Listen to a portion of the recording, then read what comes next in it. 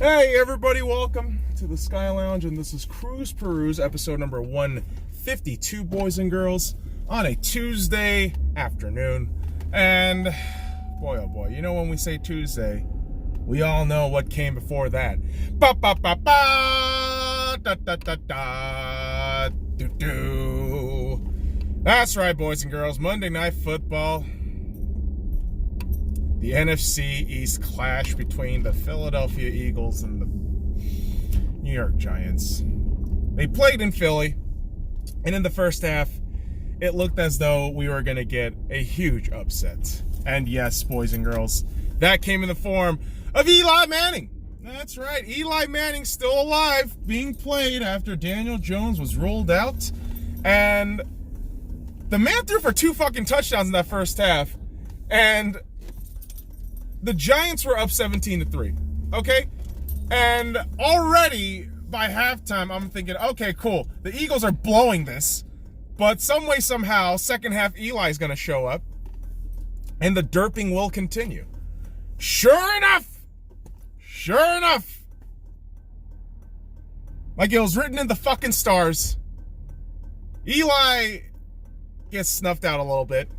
Carson turns alive, and game's tied 17-17 by the few seconds left in the fourth quarter, and the optimism for the Giants fan went from here to just crashing down. And I don't really have any sympathies because that defense is atrocious, and good God, the typical facial expression of Eli when he gets sacked,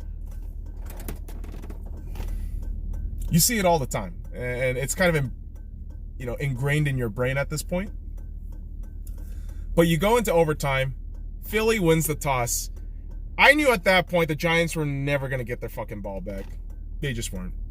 Carson Wentz proving to everybody that, hey, if you have one good receiver, he'll do the job. Right? The Wentz to Ertz connection. People forget how good Carson Wentz actually is. Yeah, his confidence is a little shaken up right now. And all his fucking receivers are dead. But you're telling me this guy is not the case, is not the guy? Get the fuck out of here, man. Carson Wentz is a stud. And he proved it last night. When the chips were down against arguably a really terrible team in the Giants. Coming into this game, what, 2-10? Holy fuck. Some way, somehow, the Ertz to Wentz to Ertz connection works out, and that's your game winner in overtime. Am I surprised by it? I mean, like I said, no, I wasn't even surprised by that shit. You're watching this thing unfold and thinking, all right, cool, man.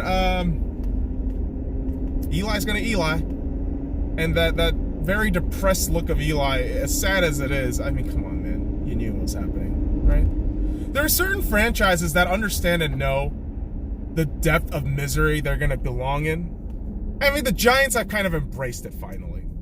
Eli will always be the famous Patriot slayer. And I have nothing but utmost respect for him. But this is career 500 Eli. He will do these things. And Giants fans, listen, you could still, get top draft picks, right? That's the key. And the funny thing too will be, hey, Eli might retire and you're just giving him a last hurrah. That's great. But hey, you got those championships. You got those Super Bowl rings, so you can cling on to that shit for life, for dear life. Unlike the Cincinnati Bengals, let's talk about this next thing here. The Cincinnati Bengals are going to be facing the Patriots next week, this upcoming week on Sunday, which seems like such a lopsided battle. And funny enough, the bookies only have the Patriots favorite at -9.5, at least the bookie that I'm going to right now, or that I headed out to this morning from Palace Station here in Las Vegas. And yeah, news and reports and official statements all surrounding videotaping. Yeah, the Patriots and videotaping. Isn't that familiar? That's right. So, Cincinnati, not really whistleblowing, but just making observations, I believe, from head coach. I forgot his fucking name because he's that irrelevant. Zach Taylor, was it? Is that right? There were talks and rumors that, oh man, the Patriots sent people ahead and were filming the Bengals game. And you're out there thinking, like, really? They're filming a 1-11 team? Okay, cool. I mean, they're 1-12 after that Browns game, but sure, yeah, just go ahead and film it. And more details start coming out that Belichick had no knowledge, and the wording he puts out there is just all kinds of cryptic and hilarious and typical Belichick, where you're like, you were probably just saying this because you got caught. And the talk says that the video spans for about 8 minutes, zooming in and more or less focusing on the sideline where the head coaches are and where all the assistants are, all the coordinators. So you're trying to get signaling. Not great. And I think the excuse also was that they were scouting or documentary people, which, oh my God. Plausible deniability 101. You don't give them fucking titles. All right? Holy shit. If anything, you gotta throw them under the fucking bus and say, nope, fuck them. We don't know them. But unfortunately, they had Patriots gear. So not a great look for the Patriots at all. I wouldn't even be fucking surprised, though, if it went along some shit where it's just a couple of fanboys with notebooks and shit, and they're getting misconstrued as scouts. But man, oh man, more clickbaity titles. ESPN's own writer was in on that shit, so you know how much of a fucking hate boner the ESPN has for the Patriots. And sure enough, this is just making fucking newsreel everywhere right now in the sports world. And to me, this is the curious thing that nobody really calculates into. This is gonna add more fuel to the Patriots making a fucking run at the playoffs, deep into the goddamn Super Bowl. Have you fuckers forgot what fuels these assholes in the first place? Negativity! That's right! Negativity fuels them. Remember they brought in James Harrison, the most negative bitch from the Steelers? Beats his woman, does all this nasty shit, goes to the Patriots. Oh, we're gonna make a hurrah. And then they actually get to the Super Bowl, although they lost to the Eagles because of Big Dick Nick. But negativity fuels the Patriots, all right? Remember when they won Super Bowl 51 against the Atlanta Falcons? You know what year that was? That was the year where the fucking Patriots were getting ousted for the 4 games in a row for Tom Brady because of Deflategate. That drove them. That made them hungry. Do we fucking forget that the Patriots operate on negative shit and they use that? Good. I mean, you got Belichick on the sideline as fucking Emperor Palpatine, aka Darth Sidious, with the man himself, Darth Vader, Tom Brady, Anakin Skywalker. Good, Anakin, good. Let the hate flow through you. Like, that shit is real. They're fucking Sith Lords. They will never die. Am I going crazy? Am I the one just grabbing at straws right now? I don't think I am. But fuck, man, the Patriots getting slandered, getting all the negative news, that's going to fuel them. That's only going to make them better. And that sucks for everybody. Just saying that right now, kids. It's going to suck for us all. All you idiots out there just saying, oh, the Patriots aren't that good. Yeah. Let's see what happens in the divisional rounds and beyond. Because they're probably going to make it to the fucking Super Bowl, and everyone's going to be fucking miserable. God damn it. Listen, man, I bitch all the time. I do. I mean, this is why I have the whole SkyLounge YouTube page here. I put my, disgusting, ugly-ass face on the screen. I bitch a lot for a couple of minutes. And y'all motherfuckers somehow watch this shit. Thanks for that. I actually do appreciate that. Anybody subscribing here, appreciate it. Dropping by. But there are times in the world of sports ball, I gotta bitch, I gotta moan. Because when somebody else bitches and moans and it's stupid as shit, I want to call them out, right? So let's shift to the NBA and talk about the Houston Rockets for a second. The Houston Rockets complained to the NBA in that double overtime loss against the San Antonio Spurs, complaining that the last 7 minutes were blah, blah, blah, blah, blah, officials were blah, blah, blah, blah, and bad. The reason why I'm jumbling that shit is because it doesn't fucking matter. They lost in double overtime after blowing, a 20-point plus lead? Is that right? The Houston Rockets are the most overrated team in the NBA. They have the dynamic duo of James Harden and Russell Westbrook. Westbrook, who I love very much, I have nothing but respect for that cat, is stuck in the fucking proverbial roller coaster ride that will crash in its fat fucking face in the playoffs, known as the Houston Rockets. Houston, what are you actually going to do in the playoffs? I know all you stats and analytics nerds are telling me that this is going to be the best fucking team in the NBA. This team barely has any depth. This team, on piss poor nights, can't fucking score. And guess what? You got your ass kicked by a Luke Walton Sacramento Kings team. Holy shit. That buzzer beater last night by the Kings, that was impressive. That said more to me about the Kings, about testicular fortitude and balls, and nothing new about the mediocrity of Luke Walton, more than anything about the Houston Rockets. To me, the Houston Rockets have always been the most overrated team. I came into the season saying they're not going to make the playoffs. They're probably going to be the 9th seed. And god damn it, I feel like I'm going to be proven right. Just because down the line, Mike D'Antoni's not a good coach. He's just not. Yeah, the offense might be sexy, blah, blah, blah, blah, blah. But where the hell's the defense? Where the hell's the balance in this team? Nowhere. Nowhere. I mean, this team has been a perennial fucking loser even before James Harden. Come on, man. Don't fucking tell me that the Rockets are going to do shit. Because they're not.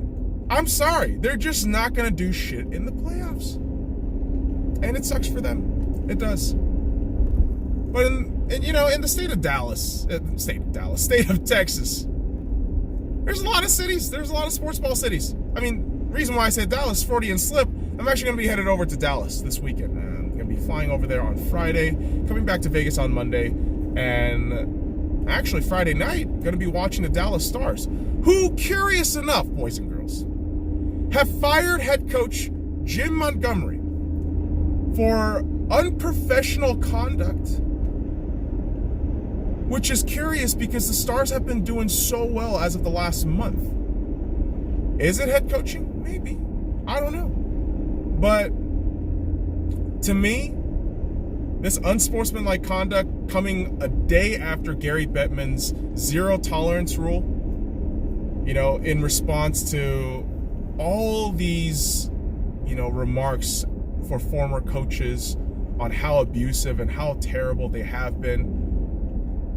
I don't see it as a coincidence. I feel like Jim Montgomery, probably had some shady practices here and there, did some fucked up shit. And the organization said, dude, we are not going to get involved in this shit. We've seen what happened to Mike Babcock. We've seen what happens to Bill Peters. And we're just going to fucking avoid it. And, in my eyes, if that is the case, Dallas did the smart move. And I understand there are going to be, fans of hockey that are saying right now that, hockey is dying. They're making hockey such a pussy sport. Oh, if you're a fucking deaf player and you're complaining, you're a little bitch. You can't handle some criticism. All right, dude. Let me fucking lay this out to you. All right? You could be a hard ass. All right? As a coach in any sports ball, you could be a hard ass. That's acceptable. But if you're being a disrespectful, near racist, and almost asshole-like head coach, yeah, probably not a great idea. Okay? The whole idea of this, not really a Me Too movement, but more of a, hey, like, what the fuck is going on? Authority figures are getting drunk with power. that kind of shit, I think it's valid. I think right now in the hockey community and in the locker room culture of hockey, you need that. You need to weed out all these fucking cancers. Because let's face it, what was Mike Babcock? A fucking team cancer. Yeah, he won in Detroit. But did you see the talent of the Detroit team in the late 2000s? Come on, man. You can't fucking tell me that it was all Mike Babcock, okay? You look at Bill Peters, and he gets his ass canned. The Calgary Flames have been doing well. You understand that Bill Peters, no matter how well he did, he seemed like an arrogant prick. And that kind of shit is locker room cancer. Not a player, but a head coach. That kind of shit can be locker room cancer. Now, I don't know the full details in Jim Montgomery. I don't. I don't know what the full details and explainings of Jim Montgomery is. But it all happens to be the head coaches who got exited in the first fucking round, right? Seemingly, last season. And they're the head coaches right now that feel like, oof, you're probably not getting at your players right. And the players probably have to figure themselves out by themselves. Not with the head coach's help, but by themselves. So in my eyes, I feel like this shift in tone for hockey is good. Like, you don't need to have an abusive, racist asshole to enjoy hockey. You don't. I think you could have a decent locker room where there is understanding, mutual respect, and a desire to win from head coach down. And the respect and love has to be there, man. It does. I mean, hockey, like many other sports, is a brotherhood. Every team is a kinship. It's a brotherhood that is a cumulative, grueling campaign of just injuries, losses, hurts, but also wins, triumphs, challenges. And with that, I mean, you don't need an asshole at the reign. You don't, all right?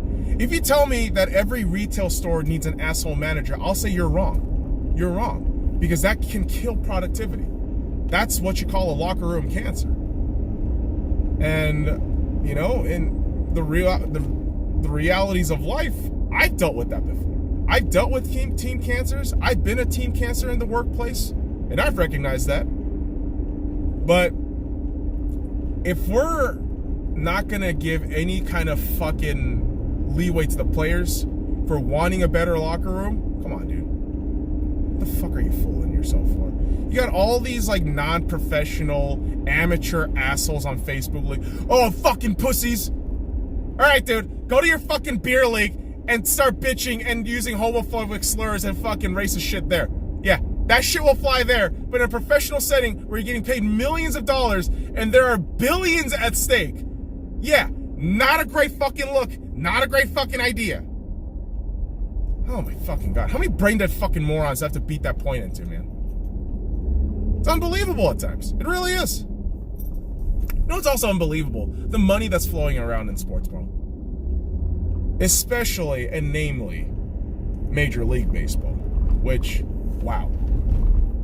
Free agency is going to be looking really good for two pitchers. Namely Garrett Cole, formerly of the Houston Astros, and your World Series champions, the Washington Nationals, who have reportedly signed Steven Strasburg to a 7-year, $245 million contract. Wow. Wow. Major contract, well-deserved, but you begin to wonder, all right, World Series aside, is that good moving forward in the near future? Because every organization after you win, the whole idea is, all right, we got to win again. You know, settling is not the way here in the world of sports ball. You either win or lose. Every season. That's the new prerogative every season. And so the question becomes for the Nationals, would this stifle your growth down the line 3-4 years into this contract? We don't know yet. But kudos to Steven Strasburg, who was linked heavily to the Dodgers for quite some time. But looks like he's going to be staying with the Nationals, and credit to him. I'm not even salty about that. Dude came clutch when he needed to and will be rewarded. However, the curious part now is Anthony Rendon is not getting paid, so he's probably going to be on the move, right? You heard the GM and ownership saying something along the lines of, we're not going to be able to pay both. That's the reality of the Nationals. So they're paying Strasburg, I think, very smartly so. Pitching depth at this point in the league, as much of a noob as to baseball as I am, is critical, is absolutely critical. Hence, Garrett Cole, as we talked about before, is going to be probably evaluated at $300 million, which, holy fuck, dude. I mean, the money that is being thrown around these days is insane. And $300 million for a pitcher. I think the only team that could legitimately make a run for him is the Yankees. The Yankees are the Angels. I think either team, you're going to look at it and think, okay, they have the money, they have the financial means to get this shit done, which sucks. I mean, come on, man. No one's a Yankees fan, right? Unless you're a Yankees fan, then you're automatically a cunt. Is that fucked up? I don't care. I don't give a shit. Playing to those principles of fucking hating the Yankees can be pretty restrictive, right? So you gotta massage that, that angst a little bit. I mean, I still like Aaron Judge, man. That dude's a beast. I'm not even hating on him.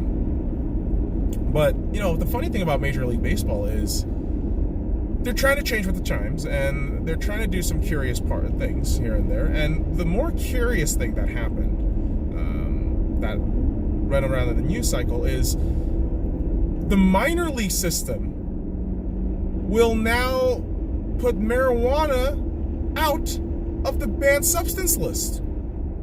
All right. That's a huge win for the minor league. Not gonna lie to you, that I think is huge in terms of player recuperation and the way players can handle themselves. But down the line, is it a slippery slope? That's the real question, right? If we say, oh, cool, like weed is legal, because federally it's not legal in every state. It's legal in minor league, so what else is going to be legal down the line? It's going to be a gateway thing? Is opioids going to be allowed in the near future? Then all these questions start popping up. They do, but in terms of recreational drug, I mean, come on, man, you can't bitch about marijuana. I mean, if you do, I think you're already a square. Like, there are people who flat out tell me like, oh, I never tried weed. Cool, like, if you don't want to try, that's on you. If you do want to try, hey, go for it. But if you tried weed and you've already said, yeah, that's not for me, cool, I understand that. But if you haven't tried and you're not even giving the respect nor just living in the ignorance that this is a terrible drug, you're an idiot. I think you're an absolute idiot. Because it's those same people who would probably chug 6 shots of fucking tequila and drive on the road and say, oh, I'm going to be fine. Like, no, you're not.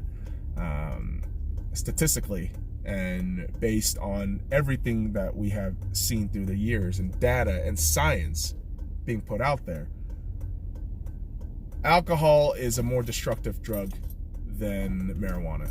That's the reality, okay?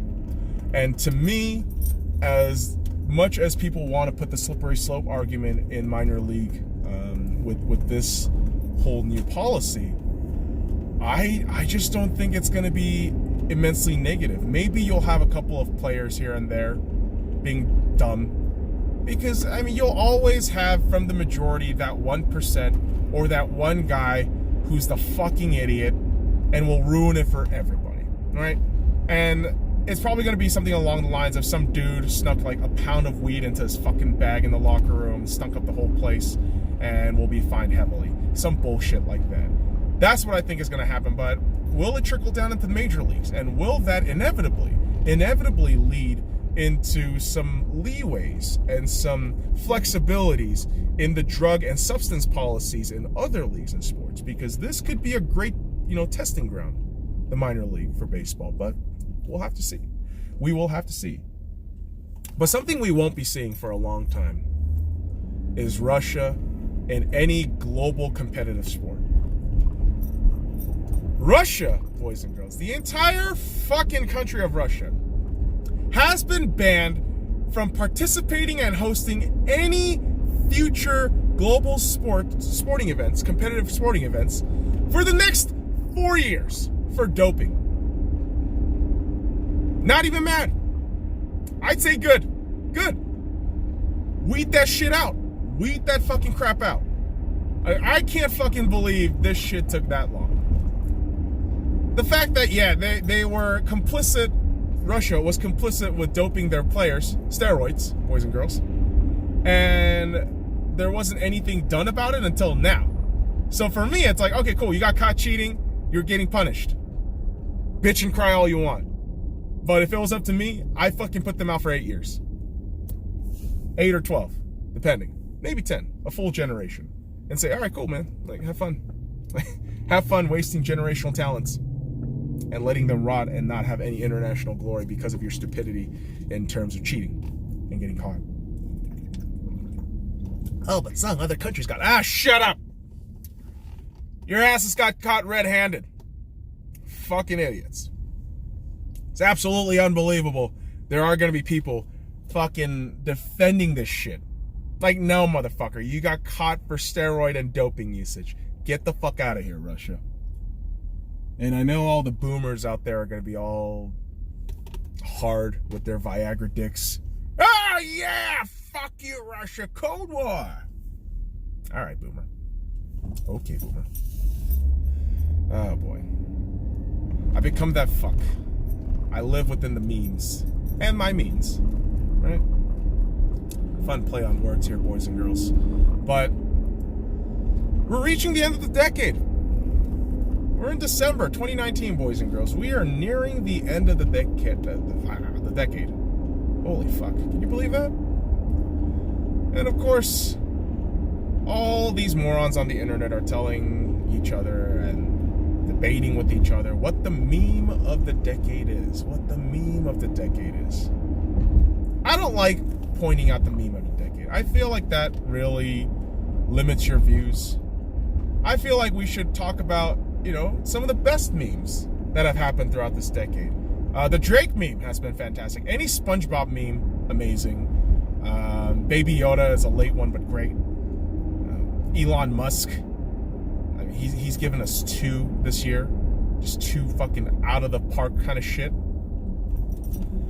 And another late entry, but someone who has been consistently a meme in terms of how he handles himself in the public media is Kanye West. Kanye West was dressed in all silver, looking like the fucking Tin Man from Wizard of Oz. And the memes have been delicious. Holy shit. I mean, I love Kanye. I do. I'm that annoying cunt who was posting up the Spotify shit. Like, most listened to artists, blah, blah, blah. My most listened to artist of the decade was Kanye West. Not even surprised by that fact, just because of the sheer goodies that he was pumping out this decade was incredible. I mean, Lady Gaga is one of my all-time favorite artists, but he superseded her, I mean, beyond measure. And so, in my eyes, Kanye West is a giver. He's a giver. And I might sound like a cultist, but man, I fuck with whatever Kanye do. I don't really give a shit if people, you know, think negatively about it. For me, it's like, okay, cool, man. Like, just let the man do what he wants. Like, if you got a problem with it, like, bitch and moan all you want, but he's just gonna keep doing it. So, you know, that's on you. If you're gonna be fucking, you know, getting all up in your panties, that's on you. I mean, the whole reality of this channel, boys and girls, I get in my own panties sometimes. I fucking scrunch up my balls with the fucking leather there. I don't wear leather panties. If I did, I'd be looking really cool. But no. All I'm saying is, boys and girls, like, who gives a fuck what people think? Do what you want, as long as it's not rape and murder. That's really it. So from me here in Las Vegas, boys and girls, that does it. Follow me at the Sky Lounge and all the links in the description below. Like, comment, subscribe for more daily contents. Now fuck off.